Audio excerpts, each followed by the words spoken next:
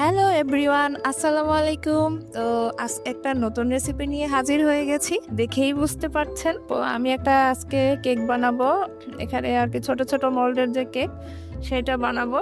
তো প্রথমে একটা বাটি নিয়ে নিচ্ছি এবং তাতে দুইটা ডিম নিয়ে নিচ্ছি।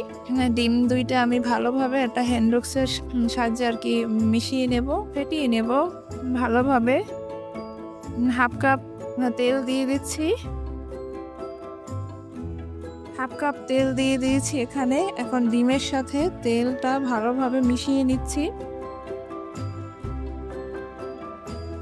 এখন আমি দিয়ে দেব হাফ কাপ চিনি।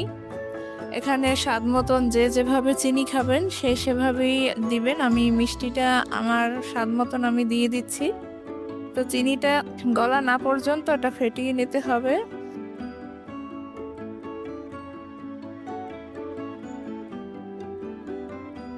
তো আমি এখানে একটা বিটার মেশিন নিয়েছি, বিটার মেশিন দিয়ে বিট করে আমি চিনিটা সম্পূর্ণভাবে গলে যায় সে পর্যন্ত আমি বিট করে নেব 2 থেকে 3 মিনিট।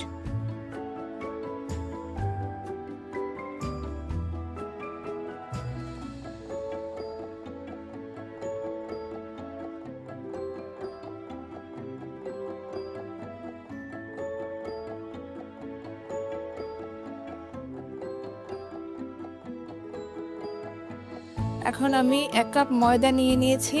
তো ময়দাটা আমি একবারে দেব না, অর্ধেকটা পরিমাণে ময়দা দিয়ে দিচ্ছি। আর আস্তে আস্তে এটা আস্তে আস্তে হ্যান্ডউইক্সের সাহায্যে ঘুরিয়ে ঘুরিয়ে এটা মেখে নিচ্ছি।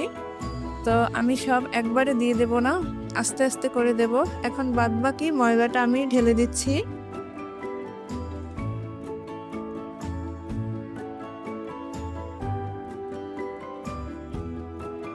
এটা আমি আস্তে আস্তে হ্যান্ডউইক্সের সাহায্যে আস্তে আস্তে করে মেখে নেব।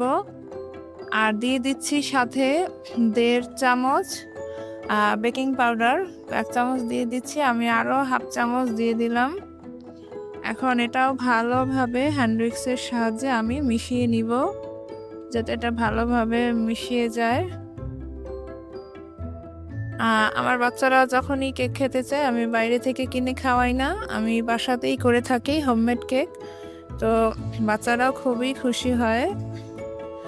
আর বিকেলের নাস্তায়, চায়ের আড্ডায় বলেন বা বাসায় কোনো মেহমান আসলে কেক আমি বানিয়ে খাওয়াই। কেক বানাতে আমার খুবই ভালো লাগে, আর আমার বাচ্চারাও খুবই পছন্দ করে কেক, এর জন্য আমি বাসাতেই বানিয়ে খাওয়াই। দেখুন এখন আমার কেকের ব্যাটারটা একদম পারফেক্ট হয়েছে। গোলাটা ঠিক এইভাবে হবে, হ্যাঁ। তো এখন আমি একটা হ্যান্ডউইক্সের সাহায্যে একদম একটু নেড়ে চেড়ে নিচ্ছি। আর গোলাটা আমি কিভাবে হবে, এই যে দেখুন ভাজ ভাজ করে পড়ছে, এখন বুঝতে হবে যে ব্যাটারটা একদম পারফেক্ট হয়েছে। এইভাবে ভাজ ভাজ করে পড়লেই বুঝবেন যে ব্যাটারটা একদম রেডি। এখন আমি একটা মোল্ড নিয়ে নিয়েছি, ছোট ছোট কেক হবে। তো আমি একটু সয়াবিন তেল নিয়ে নিয়েছি। এখন আমি সব কয়টা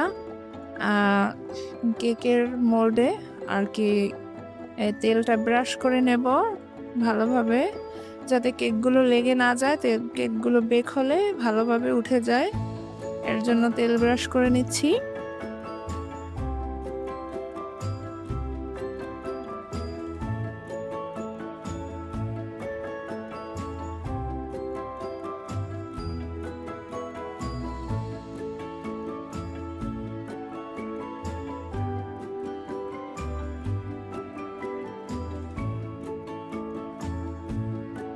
তেল ব্রাশ করা আমার হয়ে গেছে। এখন আমি কেকের ব্যাটারটা ভালোভাবে এইটা ঢেলে সেট করে নেব। আস্তে আস্তে করে আমি এখন কেকের ব্যাটারটা আস্তে আস্তে করে ঢেলে দেব। এটা এক একটা মোল্ডের ভিতরে পুরো ভরে দেওয়া যাবে না, তাহলে দেখা যায় এটা কেকটা ফুলে ডাবল হয়ে যাবে, তখন এটা উপচে পড়বে। এর জন্য একটু খালি রেখে তারপরে ব্যাটারটা দেওয়া লাগবে। তো আমি প্রত্যেকটায় অল্প অল্প করে একটু খালি রেখে তারপর বাদবাকি ব্যাটারটা আমি দিয়ে দিচ্ছি। হ্যাঁ, আমার কেকের ব্যাটারটা সম্পূর্ণভাবে দেওয়া হয়ে গেছে। এখন আমি এটা আমার ওভেনে দিয়ে দেব।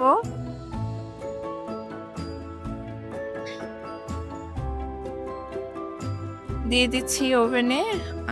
তো এখন আমি এটা 180 ডিগ্রি সেলসিয়াসে 30 মিনিট বেক করে নেব। আমার অবশিষ্ট কিছু ছিল, তাই আর একটা মোল্ডেও দিয়ে দিয়েছিলাম।